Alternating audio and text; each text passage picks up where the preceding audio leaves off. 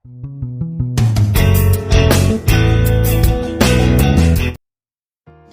అండి, welcome to my channel. ఈరోజు నేను వచ్చేసి మునక్కాడ టమాటా కర్రీని మరింత టేస్టీగా ఏ విధంగా చేయాలో చేసి చూపిస్తున్నాను.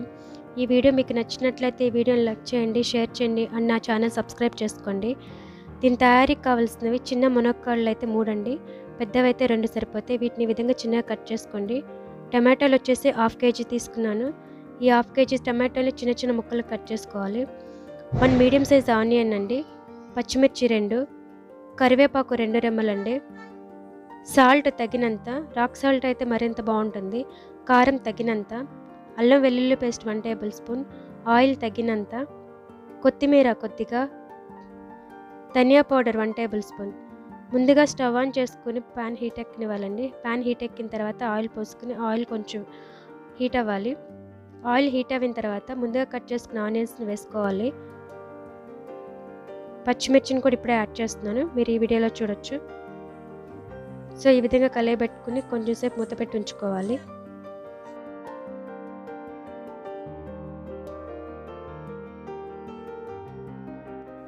కొంచెం సేపటి తర్వాత మూత తెరిచి చూస్తున్నాను.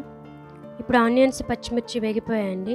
ఇప్పుడు నేను కరివేపాకు యాడ్ చేస్తున్నాను, మీరు ఈ వీడియోలో చూడొచ్చు. ఇప్పుడు యాడ్ చేసి కొంచెం సేపటి తర్వాత చూస్తే అవి కొంచెం వేగిపోయాయి. ఇప్పుడు నేను అల్లం వెల్లుల్లి పేస్ట్ 1 టేబుల్ స్పూన్ యాడ్ చేస్తున్నాను. అల్లం వెల్లుల్లి పేస్ట్ పచ్చివాసన పోయేంత వరకు ఈ విధంగా బాగా కలియబెట్టుకోవాలండి. ఈ విధంగా కలియబెట్టుకుని మూత పెట్టేసి పచ్చివాసన పోయేంత వరకు కొంచెం సేపు ఉంచుకోవాలి. నేను ఈ వీడియోలో చూపిస్తున్నాను చూడండి. బాగా కలియబెట్టుకుని మూత పెట్టుకుని కొంచెం సేపు ఉంచుకున్నాను. కొంచెం సేపటి తర్వాత మూత తెరిచి చూస్తున్నాను. ఇప్పుడు మొత్తం అవి బాగా వాసన పోయింది, పచ్చివాసన అంతా. ఇప్పుడు నేను కట్ చేసి పెట్టుకున్న ములక్కాయల్ని యాడ్ చేస్తున్నాను, మీరు ఈ వీడియోలో చూడొచ్చు. ఈ విధంగా యాడ్ చేసి తిప్పుకుంటున్నానండి. ఇప్పుడు నేను కొంచెం పసుపు యాడ్ చేశాను. ఇప్పుడు పసుపు యాడ్ చేసి మూత పెట్టేసి కొంచెం సేపు ఉంచుకుంటున్నాను. కొంచెం సేపటి తర్వాత ఇవి వేగిపోయినాయండి. ఇవి వేగిన తర్వాత నేను కట్ చేసి పెట్టుకున్న టమాటా ముక్కల్ని యాడ్ చేస్తున్నాను.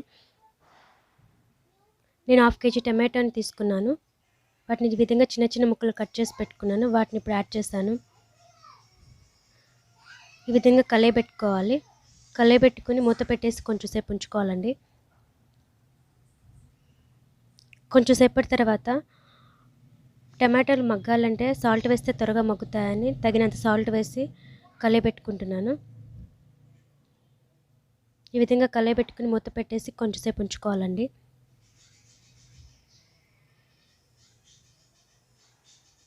కొంచెం సేపటి తర్వాత మూత తెరిచి చూస్తున్నాను.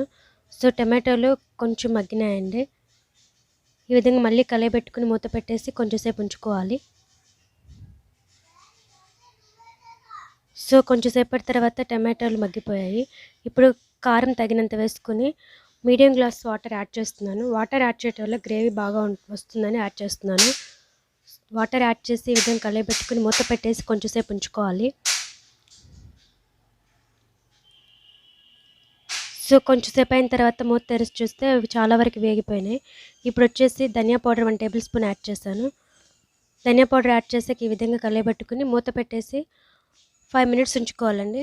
5 మినిట్స్ తర్వాత మనకి కావాల్సిన టమాటో మునక్కాడ కర్రీ తయారైపోయిందండి. ఈ కర్రీని మనం రైస్లో వేసుకుతుంటే చాలా అంటే చాలా టేస్టీగా ఉంటుందండి. ఈ విధంగా గ్రేవీగా ఉంటే రైస్లో కలుపుకొని తినడానికి చాలా అంటే చాలా బాగుంటుంది. నేను కర్రీని వేరే బౌల్లోకి ట్రాన్స్ఫర్ చేసి చూపిస్తున్నానండి. ఈ వీడియో కనుక మీకు నచ్చినట్లయితే ఈ వీడియోని లైక్ చేయండి, షేర్ చేయండి, నా ఛానల్ సబ్స్క్రైబ్ చేసుకోండి.